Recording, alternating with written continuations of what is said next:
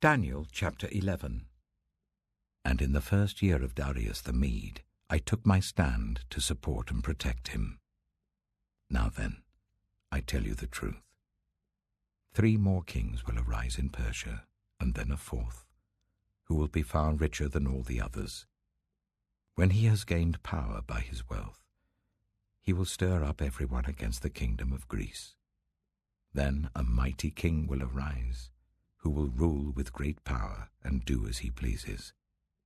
After he has risen, his empire will be broken up and parcelled out towards the 4 winds of heaven.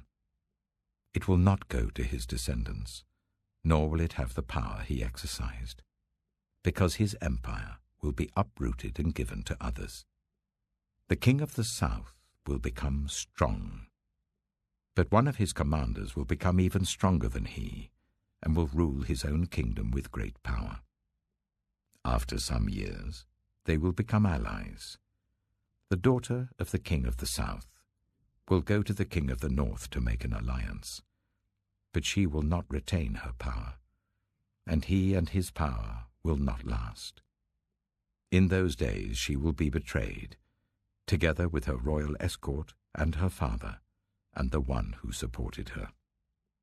Someone from within her family will arise to take her place. He will attack the forces of the king of the north and enter his fortress. He will fight against them and be victorious. He will also seize their gods, their metal images, and their valuable articles of silver and gold, and carry them off to Egypt. For some years he will leave the king of the north alone. Then the king of the north will invade the realm of the king of the south, but will retreat to his own country. His sons will prepare for war and assemble a great army, which will sweep on like an irresistible flood and carry the battle as far as his fortress. Then the king of the south will march out in a rage and fight against the king of the north, who will raise a large army, but it will be defeated. When the army is carried off, the king of the south will be filled with pride and will slaughter many thousands. Yet he will not remain triumphant. For the king of the north will muster another army, larger than the first, and after several years he will advance with a huge army, fully equipped. In those times many will rise against the king of the south. Those who are violent among your own people will rebel in fulfillment of the vision, but without success. Then the king of the north will come and build up siege ramps and will capture a fortified city. The forces of the south will be powerless to resist. Even their best troops will not have the strength to stand. The invader will do as he pleases. No one will be able to stand against him. He will establish himself in the beautiful land and will have the power to destroy it. He will determine to come with the might of his entire kingdom and will make an alliance with the king of the south. And he will give him a daughter in marriage in order to overthrow the kingdom, but his plans will not succeed or help him. Then he will turn his attention to the coastlands and will take many of them, but a commander will put an end to his insolence and will turn his insolence back on him.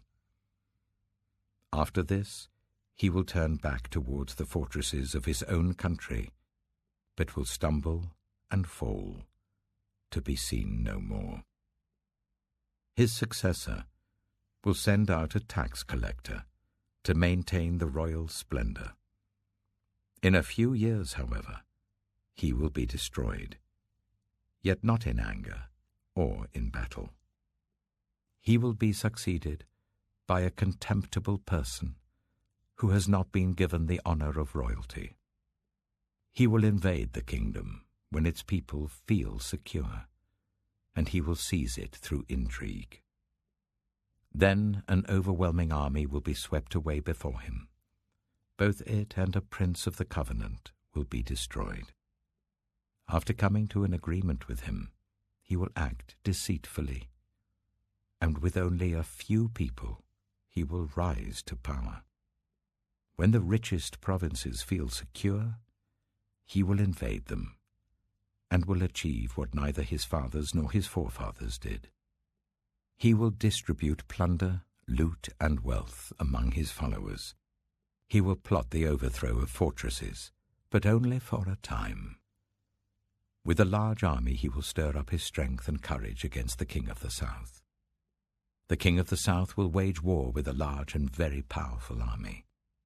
But he will not be able to stand because of the plots devised against him. Those who eat from the king's provisions will try to destroy him. His army will be swept away, and many will fall in battle. The two kings, with their hearts bent on evil, will sit at the same table and lie to each other, but to no avail, because an end will still come at the appointed time. The king of the north will return to his own country with great wealth, but his heart will be set against the holy covenant. He will take action against it, and then return to his own country.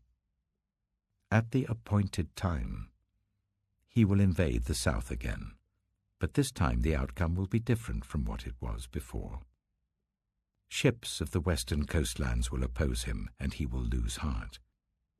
Then he will turn back and vent his fury against the holy covenant. He will return and show favor to those who forsake the holy covenant.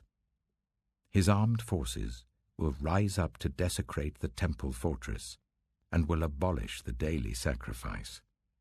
Then they will set up the abomination that causes desolation. With flattery he will corrupt those who have violated the covenant, but the people who know their God will firmly resist him. Those who are wise will instruct many, though for a time they will fall by the sword, or be burned or captured or plundered. When they fall, they will receive a little help, and many who are not sincere will join them. Some of the wise will stumble, so that they may be refined, purified, and made spotless until the time of the end, for it will still come at the appointed time. The king will do as he pleases. He will exalt and magnify himself above every god, and will say unheard of things against the God of gods. He will be successful until the time of wrath is completed, for what has been determined must take place. He will show no regard for the gods of his ancestors, or for the one desired by women, nor will he regard any god, but will exalt himself above them all. Instead of them, he will honor a god of fortresses, a god unknown to his ancestors. He will honor with gold and silver, with precious stones and costly gifts. He will attack the mightiest fortresses with the help of a foreign god, and will greatly honor those who acknowledge him. He will make them rulers over many people, and will distribute the land at a price. At the time of the end, the king of the south will engage him in battle, and the king of the north will storm out against him with chariots and cavalry and a great fleet of ships. He will invade many countries and sweep through them like a flood. He will also invade the beautiful land. Many countries will fall, but Edom, Moab, and the leaders of Ammon will be delivered from his hand. He will extend his power over many countries. Egypt will not escape. He will gain control of the treasures of gold and silver and all the riches of Egypt, with the Libyans and Cushites in submission. But reports from the east and the north will alarm him, and he will set out in a great rage to destroy and annihilate many. He will pitch his royal tents between the seas at the beautiful holy mountain. Yet he will come to his end, and no one will help him.